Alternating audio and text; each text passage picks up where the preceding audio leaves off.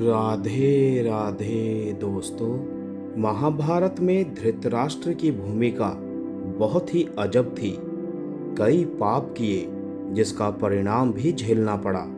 सबसे बड़ा परिणाम यह कि प्रारब्ध के चलते उन्हें अंधा पैदा होना पड़ा। दरअसल धृतराष्ट्र ऋषि वेदव्यास के पुत्र थे। आप सोच रहे होंगे ऐसा कैसे? तो आइए जानते हैं धृतराष्ट्र के जन्म और मृत्यु की कहानी। लेकिन कथा को शुरू करने से पहले मेरा हाथ जोड़कर आप सभी से निवेदन है, मेरे चैनल को सब्सक्राइब करके बेल आइकन को जरूर प्रेस कर दीजिएगा। तो चलिए दोस्तों, कथा शुरू करते हैं।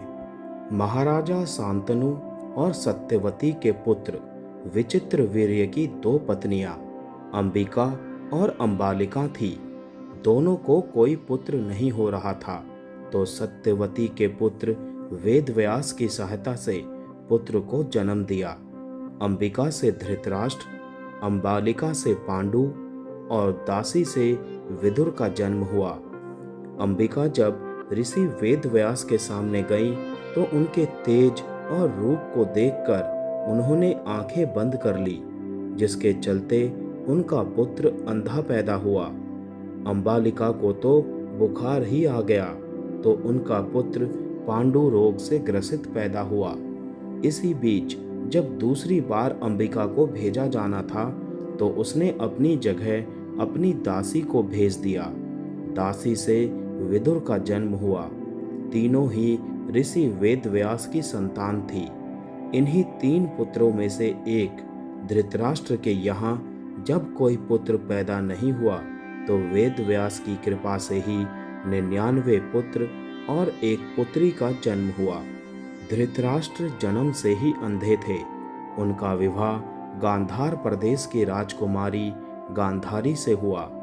कहते हैं कि गांधारी का विवाह भीष्म ने जबरदस्ती धृतराष्ट्र से करवाकर उसके संपूर्ण परिवार को बंधक बनाकर रखा था।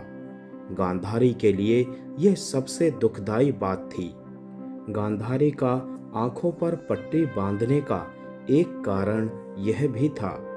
धृतराष्ट्र और गांधारी के दुर्योधन सहित 100 पुत्र और एक पुत्री थी। युयुत्सु भी उनका ही पुत्र था, जो एक दासी से जन्मा था।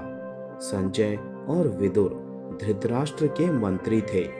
दोनों ने धृतराष्ट्र, गांधारी और कुंती के साथ संन्यास ले लिया था। बाद में धृतराष्ट्र की मृत्यु के बाद वे हिमालय चले गए, जहां से वो फिर कभी नहीं लौटे। महाभारत युद्ध के 15 वर्ष बाद धृतराष्ट्र, गांधारी, संजय और कुंती वन में चले जाते हैं। 3 साल बाद एक दिन धृतराष्ट्र गंगा में स्नान करने के लिए जाते हैं और उनके जाते ही अचानक जंगल में आग लग जाती है।